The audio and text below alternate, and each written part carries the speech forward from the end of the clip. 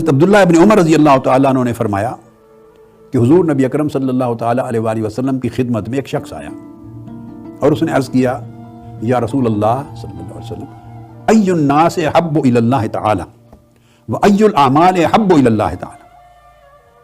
آپ نے فرمایا اللہ کے ہاں محبوب ترین شخص کون ہے، یعنی اللہ کو کس شخص سے بہت محبت ہے. علیہ السلام نے فرمایا دوسرے کو فائدہ پہنچائے، وہ عملاً کچھ فائدہ ہے جو دکھائی دیتا ہے کہ اس کی کوئی حاجت تھی، پریشانی تھی، مشکل تھی، اس کو دور کیا اور اس کی مدد کی. دوسری چیز ہے اس کا تعلق ایک کیفیت کے ساتھ، ایک حالت کے ساتھ، فیلنگ کے ساتھ ہے. دوسرا یہ کہ آدمی بھلا وہ تو کچھ نہیں کر سکتا مگر کم سے کم اس کے عمل سے دوسرے کے دل کو خوشی پہنچے، مسرت پہنچے، فرحت کا باعث بنے. خواہ مسکرا کے دیکھ لے تو خوشی ہو جائے، خواہ اس کا حال چال پوچھ لے خوشی ہو جائے، خواہ اس کی پریشانی کا فکر کر لے، کنسرن ظاہر کر لے تو خوشی ہو جائے، خواہ کسی کام میں اس کی مدد کر لے اس کو خوشی ہو.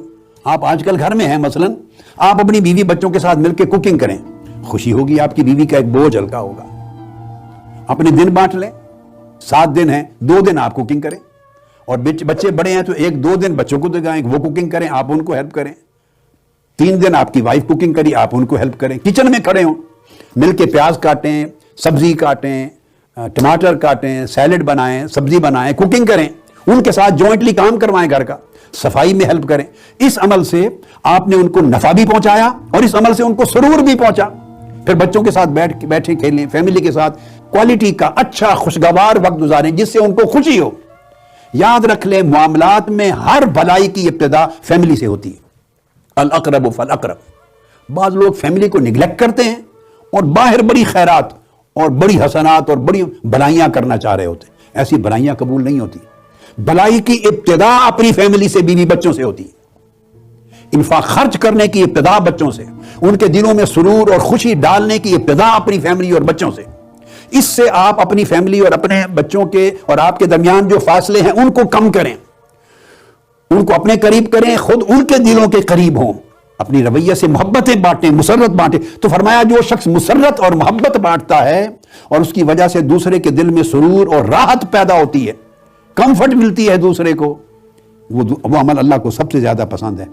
پھر فرمایا تیسرا، آج ہم اسی حدیث پر اکتفا کریں گے، اس مضمون کو پھر میں انشاءاللہ اگلی نشست میں جاری رکھوں گا، یہ حدیث مکمل آج کریں گے بس.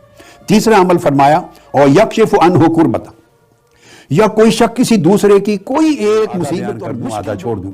تو فرمایا جو شخص اپنے غصے کو قابو کر لے، غصے کو کنٹرول کر لے، غصے کو اچھے طریقے سے مینج کر لے، اللہ پاک کو یہ عمل بڑا پسند ہے. وہ اس نیک عمل کے صدقے اس کے گناہ کو، اس کی خرابیوں کو یا اس کی کوئی کمزوریوں پہ پردہ ڈال دے گا. من کف غضبہ ستر اللہ عورتہ.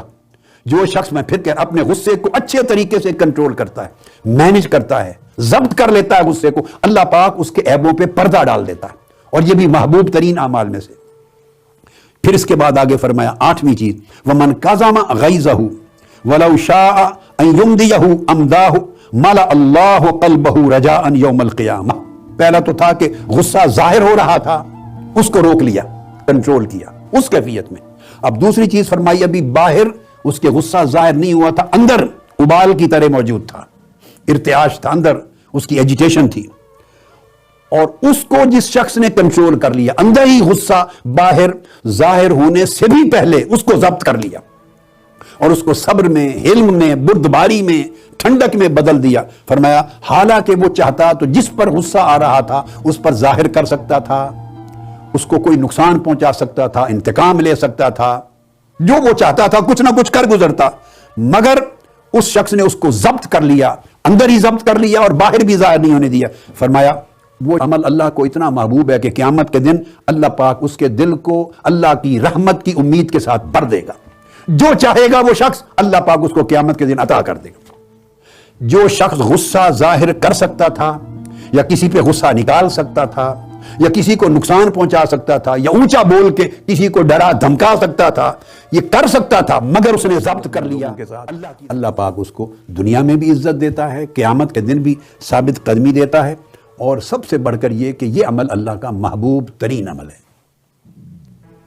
آج اس آیت کریمہ کے ذکر کے ساتھ اور غصے کی جو اثرات اور نقصانات ہیں، اس کے انالیسس کے ساتھ ایک حدیث ہے نبوی جس کے اوپر ہم نے آج گفتگو مکمل کی۔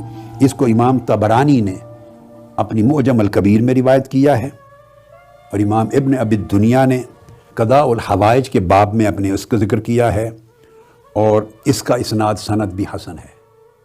اگر صرف اس ایک حدیث کو آپ زندگی میں لے لیں اور اس کو ایک پورا ایک کانسٹیٹیوشن بنا لیں لائف کا، 9 چیزیں بیان ہوئی ہیں، اور ساروں پر کنسنٹریٹ کر لیں، ساری زندگی بدل جائے۔